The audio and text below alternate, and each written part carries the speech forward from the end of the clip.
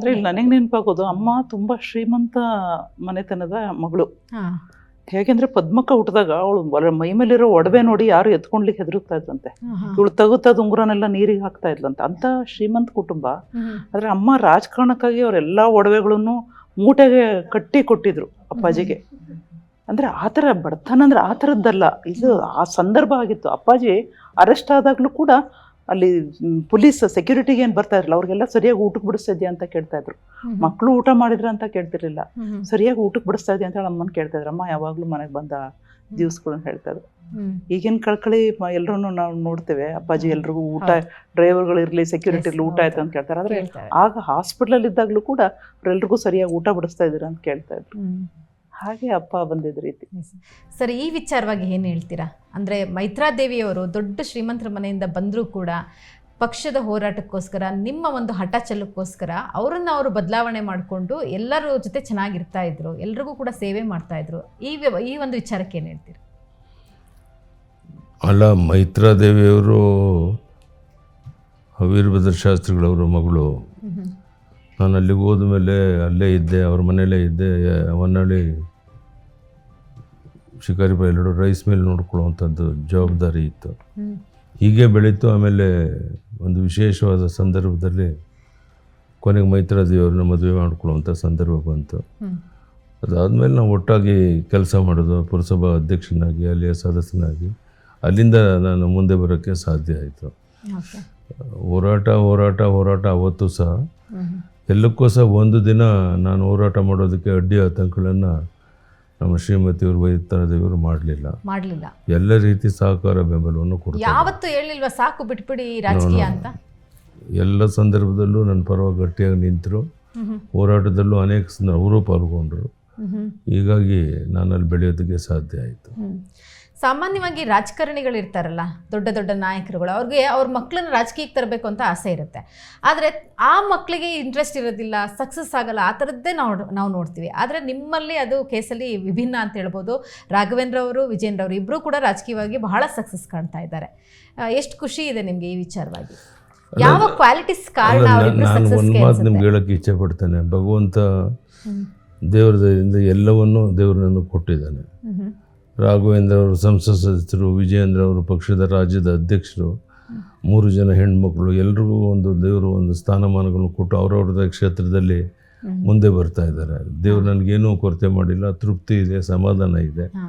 ಇನ್ನು ಮುಂದೆ ಬರೋ ದಿವಸಗಳು ಇರೋಷ್ಟು ದಿವಸ ಜನರ ಸೇವೆ ಮಾಡಬೇಕು, ಮತ್ತೊಮ್ಮೆ ಪಕ್ಷವನ್ನು ಅಧಿಕಾರಕ್ಕೆ ತರಬೇಕು ಅನ್ನೋದು ಒಂದೇ ಪಾಯಿಂಟ್ ಪ್ರೋಗ್ರಾಮ್ ನಂದು. ಆ ದಿಕ್ಕಿನಲ್ಲಿ ಹೋರಾಟ ಪ್ರಾರಂಭ ಮಾಡಿದ್ದೇನೆ. ಅದ್ರಲ್ಲಿ 100ಕ್ಕೆ 100 ಯಶಸ್ವಿ ಆಗ್ತೇನೆ ಅನ್ನೋ ವಿಶ್ವಾಸ ಸಹ ನನಗಿದೆ. ವಿಜೇಂದ್ರ ಅವರಿಗೆ ಮತ್ತು ರಾಘವೇಂದ್ರ ಅವರಿಗೆ ಅವರು ರಾಜಕೀಯಕ್ಕೆ ಎಂಟ್ರಿ ಆದಾಗ ನೀವು ಯಾವ ಸಜೆಷನ್ ಕೊಟ್ಟಿದ್ರಿ?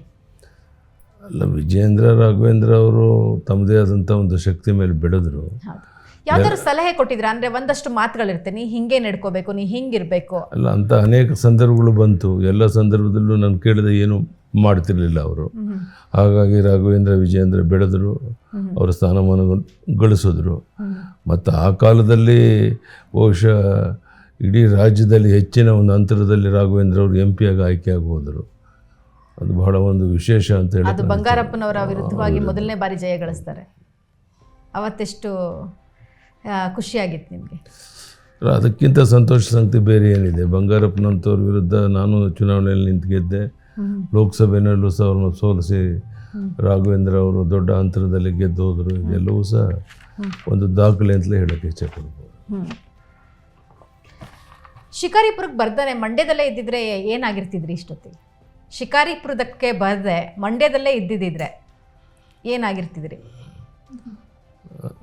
ಸಾಮಾನ್ಯ ವ್ಯಕ್ತಿಯಾಗಿ ರಸ್ತೆಯಲ್ಲಿ ಬೀದಿ ತಿರ್ಕೊಂಡು ಓಡಾಡ್ತಾ ಇದ್ದೆ ಅಂತ ಕಾಣುತ್ತೆ. ತರಕಾರಿ ವ್ಯಾಪಾರ ಮಾಡಿಕೊಂಡು ಆ ಥರ ಇರ್ತಿದ್ರಿ? ನನಗೆ ಭವಿಷ್ಯ ರೂಪಿಸೋದೇ ಶಿಕಾರಿಪುರ ರೀ.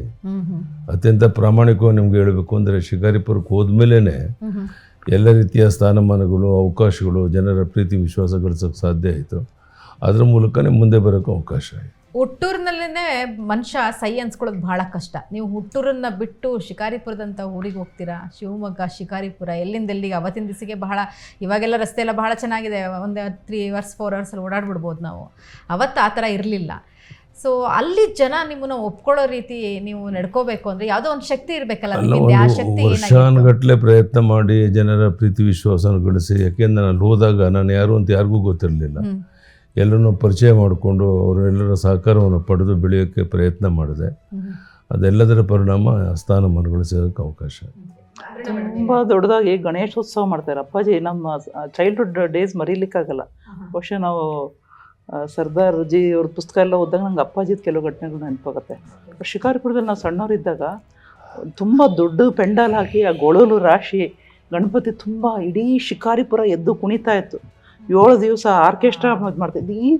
ಈಗ ಪ್ರಾರಂಭ ಆಗಿದ್ದೆ ಆ ಮೂಲಕ. ಆ ಈ ರೀತಿಯ ಕಲ್ಚರಲ್ ಆಕ್ಟಿವಿಟೀಸ್ ಮೂಲಕ ಎಲ್ಲರನ್ನೂ ಒಂದು ವೇದಿಕೆಗೆ ತರೋ ಪ್ರಯತ್ನ ನನಗೆ ನೆನಪಿರೋ ಹಾಗೆ. ಅವ್ರಿಗೆ ಉದ್ದೇಶ ಆಗ್ಲೇ ಬೇರೆ ಏನಿರ್ಲಿಲ್ಲ, ಆದ್ರೆ ಅದು ಜನರಲ್ಲಿ ಆ ಒಗ್ಗಟ್ಟನ್ನ ತರಬೇಕು.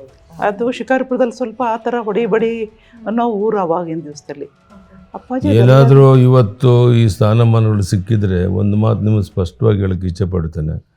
ಅದಕ್ಕೆ ಬಹಳ ಮುಖ್ಯ ರಾಷ್ಟ್ರೀಯ ಸ್ವಯಂ ಸೇವಕ ಸಂಘ. ನಾನೆಲ್ಲೋ ಒಂದು ಗ್ಯಾರೇಜಲ್ಲಿ ಇದ್ದವನ್ನ ಅವರೆಲ್ಲರೂ ಹಿರಿಯ ನಾಯಕರೆಲ್ಲ ಬಂದು ಕರ್ಕೊಂಡು ಶೇಷಾದ್ರಿ ಬ್ರಹ್ಮ ಕಾರ್ಯಾಲಯಕ್ಕೆ ಕರ್ಕೊಂಡು ಹೋದರು.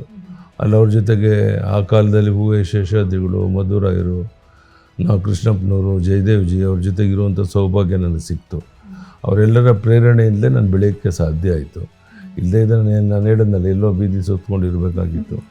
ಇವತ್ತೇನಾದರೂ ಆ ಸ್ಥಾನಮಾನಗಳು ಸಿಕ್ಕಿದರೆ ಅದಕ್ಕೆ ಬಹಳ ಮುಖ್ಯವಾಗಿ ಅವತ್ತು ರಾಷ್ಟ್ರೀಯ ಸ್ವಯಂ ಸೇವಕ ಸಂಘದ ಸಂಪರ್ಕ ಬಂದದ್ದು. ಅದರ ಮೂಲಕ ಬೆಳೆಯೋದಕ್ಕೆ ನನಗೆ ಸಾಧ್ಯ ಆಯಿತು. ಅದನ್ನು ಜೀವನದಲ್ಲಿ ಎಂದೂ ಮರೆಯೋಕ್ಕೆ ಸಾಧ್ಯ ಇಲ್ಲ. ಬಟ್ ಅಪ್ಪಾಜಿ ಹೇಳ್ತಾ ಇರ್ತಾರೆ ಒಂದು ಮಾತು, ಅವ್ರ ಊರಲ್ಲಿ ಬಹುಶಃ ತಿರ್ಕೊಂಡಿರ್ತಿದ್ದಿಲ್ಲ, ಅವರು ದೈವೇಚ್ಛೆನೇ ಆಗಿತ್ತೇನೋ. ಅವರ ತಾತ ಹೇಳ್ತಾ ಇದ್ರಂತೆ, ಅಣ್ಣ ಯಾವಾಗಲೂ ಹೇಳ್ತಾ ಇರ್ತೀರ ನೀವು, ಎಲ್ರಿಗೂ ಪ್ರತಿ ವಾರ ಇಷ್ಟಿಷ್ಟು ಅಂತೇಳಿ ದುಡ್ಡು ಕೊಡ್ತಾ ಇದ್ರಂತೆ. ನಮ್ಮ ತಂದೆಗೆ ಹೋಗೋ ನೀನು ದೊರೆ ಆಗ್ತೀಯಾ? ಅವಾಗ ಅಪ್ಪಾಜಿ ತಾತ ಹೇಳ್ತಾ ಇದ್ರಂತೆ, ಇವ್ರು ಕಂಡ್ರೆ ಬಹಳ ಪ್ರೀತಿ ಅಂತೆ. ಹೌದಾ ಸರ್? ಆ ಸಂದರ್ಭ ಹೇಳಿ ಹೇಗಿರ್ತಿತ್ತು ಅಂತ. ತಂದೆಯವರು ನಿಮ್ಗೆ ದುಡ್ಡು ಕೊಡ್ತಿರ್ಲಿಲ್ಲ ಅಂತಲ್ಲ, ಎಲ್ಲರಿಗೂ ದುಡ್ಡು ಕೊಟ್ಟು ನಿಮಗ್ ಮಾತ್ರ? ಅಲ್ಲ, ನಮ್ಮ ತಂದೆಯವರು ನನಗೆ ಹೇಳ್ತಿದ್ದು ಒಂದು ಮಾತು ಅಂತ ಹೇಳಿದ್ರೆ, ಉಳಿದಂಥ ಅವರು ನಮ್ಮ ಬ್ರದರ್ಸ್ ಅವ್ರಿಗೆಲ್ಲ ಇವೆಲ್ಲ ಎಲ್ಲೋ ತಿರುಗಿಕೊಂಡು ಏನೋ ಬದುಕೊಂತ ಇದ್ದಾವೆ, ಇನ್ನು ಮುಂದೆ ರಾಜ ಆಗ್ತೀಯ, ನಿನಗೆ ಯಾಕೆ ಯಾವುದೇ ಬೇಕು ಸ್ಥಾನಮಾನ ಅಥವಾ ನಿನಗೆ ಆಗಬೇಕು ಆಸ್ತಿ ಪಾಸ್ತಿಗಳು ಅಂತ ಏನೂ ನನಗೆ ಕೊಡಲಿಲ್ಲ. ಆದರೆ ಅವತ್ತೇ ನಮ್ಮ ತಂದೆ ಹೇಳಿದ್ರು, ನೀನು ಒಂದು ಒಳ್ಳೆಯ ಸ್ಥಾನಮಾನ ಸಿಗುತ್ತೆ, ಬಹಳ ದೊಡ್ಡ ಎತ್ತರಕ್ಕೆ ನೀವು ಬೆಳಿತೀಯ ಅಂತೇಳಿ ಆಶೀರ್ವಾದ ಮಾಡಿದ್ರು. ದೊರೆ ಆಗ್ತೀಯ ಅಂತ ಆಗ್ಲೇ ಹೇಳ್ತಾ ಇದ್ರು. ಅವ್ರಿಗೆ ಎಷ್ಟು ಯಾಕಷ್ಟು ನಂಬಿಕೆ? ನಮ್ಮ ತಂದೆಯವರು ಅನೇಕ ಬಾರಿ ಆ ಮಾತನ್ನು ಹೇಳಿದ್ರು. ಅದರ ಮೂಲಕನೇ ನಾನು ಹೇಳಿದ್ನಲ್ಲ ನಿಮ್ಗೆ, ನಮ್ಮ ಆಸ್ತಿ ಪಾಸ್ತಿಗಳು ನನಗೇನು ಕೊಡಲಿಲ್ಲ, ಇವರೆಲ್ಲ ನಿಮ್ಮ ಅಣ್ಣ ತಮ್ಮದಿರು ತೊಗೊತಾರೆ, ನೀನು ಬೆಳಿತೀಯ, ನೀನು ಸ್ವಂತ ಶಕ್ತಿ ಮೇಲೆ ಮುಂದೆ ಬರ್ತೀಯ, ನಿನಗೆ ಯಾಕೆ ಬೇಕು ಇವೆಲ್ಲ ಸಣ್ಣ ಪುಟ್ಟವು ಅಂತ ಕೊಡು, ತೋಟ ಮತ್ತೊಂದೆಲ್ಲವನ್ನು ನಾನು ಅಪ್ಪ ಅವತ್ತೇ ಡಿಸೈಡ್ ಮಾಡಿಬಿಟ್ಟಿದ್ರು ನನ್ನ ಮಗ ಮಹಾರಾಜ ಅಂತ. ಯಾವುದೋ ಗ್ಯಾರೇಜಿಂದ ಬಂದು ಕರ್ಕೊಂಡು ಹೋದ್ರು ನನ್ನನ್ನು ಜಯದೇವ್ ಅವರು ಅಂತೆಲ್ಲ ಹೇಳಿದ್ರಲ್ಲ. ಶೇಷಾದ್ರಿಪುರಂ ಗ್ಯಾರೇಜಲ್ಲಿ ಒಂದು ಕಡೆ ಬಾಡಿಗೆ ಇದ್ರಂತೆ ಅಣ್ಣ. ಅವ್ರ ಜೊತೆ ರೂಮ್ಮೇಟ್ ಆದವರು ನಮ್ಮ ಮಾವ, ಇವಾಗ ಡಾಕ್ಟರ್ ನಾಗರಾಜ್ ಅಂತ ಹೇಳ್ಬಿಟ್ಟು, ನಟರಾಜ್ ಅಂತ ಹೇಳ್ಬಿಟ್ಟು. ಸೊ ನಮ್ಮ ಮಾವ ಮತ್ತೆ ಅಣ್ಣ ಇಬ್ರು ಅವಾಗಲೇ ರೂಮ್ಮೇಟ್ಸ್ ಆಗಿದ್ರಂತೆ. ಅವಾಗಿನ ಪರಿಚಯ, ಫ್ರೆಂಡ್ಶಿಪ್ ಕಂಟಿನ್ಯೂ ಆಗಿ ಆಮೇಲೆ ನನ್ನನ್ನು ಅದೇ ಮನೆಗೆ ಕೊಡುವಂಥದ್ದು. ಸರ್, ಈ ಯಡಿಯೂರಪ್ಪ ಅನ್ನುವಂಥ ಹೆಸರಿದೆಯಲ್ಲ, ಅದು ಬಹಳ ರೇರು, ಎಲ್ಲರದು ಇಟ್ಟಿರೋದಿಲ್ಲ. ಸೊ ನಿಮಗೆ ಆ ಹೆಸರು ಇಡ್ಲಿಕ್ಕೆ ಏನಾದ್ರು ಕಾರಣ ಇದೆಯಾ? ನಂಗೆ ಗೊತ್ತಿಲ್ಲ. ನಮ್ಮ ತಂದೆಯವರು ಆ ಕಾಲದಲ್ಲಿ ನಮಗೆ ಮನೆದೇವರು ಯಡಿಯೂರು ಸಿದ್ಧಲಿಂಗೇಶ್ವರ, ಹೀಗಾಗಿ ಯಡಿಯೂರಪ್ಪ ಅಂತ ನನಗೆ ಹೆಸರಿಟ್ಟರು ಅಷ್ಟೇ. ಸೊ ಹಾಗೇನೆ ವಿಜಯೇಂದ್ರ ಹಾಗೆ ರಾಘವೇಂದ್ರ ಅವರ ಹೆಸರನ್ನ ನೋಡಿದಾಗ ಎರಡೂ ಕೂಡ ರಾಘವೇಂದ್ರ ಸ್ವಾಮಿಗಳ ಹೆಸರು.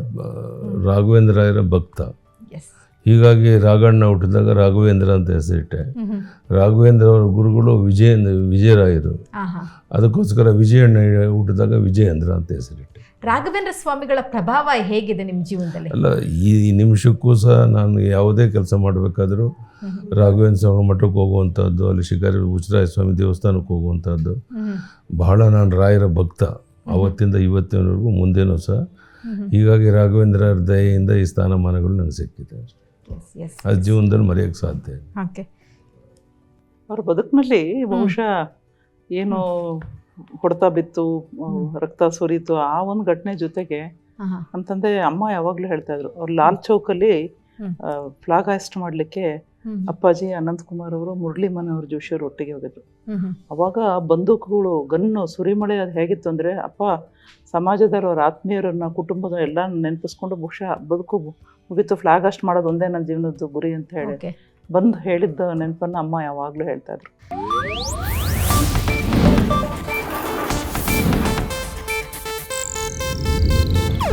ಇದು ಏಷ್ಯಾನೆಟ್ ನ್ಯೂಸ್ ನೆಟ್ವರ್ಕ್ ಪ್ರಸ್ತುತಿ.